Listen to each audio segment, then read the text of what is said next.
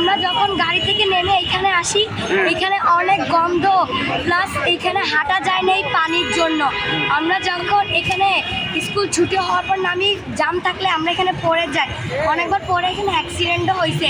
আর এখানে গন্ধের জন্য হাঁটা যায় না, এটার কারণে এখানে অনেক পোকামাকড় থাকে। আসলে সিটি কর্পোরেশন থেকে মাঝে মাঝে পরিষ্কার করে, কিন্তু তারপরও আবার আসলে এয়ারপোর্ট রোড মাঝখানে ময়লা আবর্জনা তো কিছু জমেই।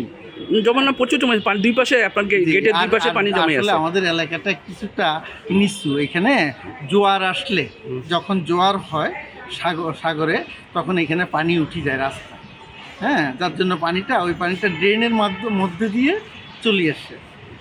এটাও একটা সমস্যা। পানিগুলি পরবর্তীতে নামতে পারে না, আটকে।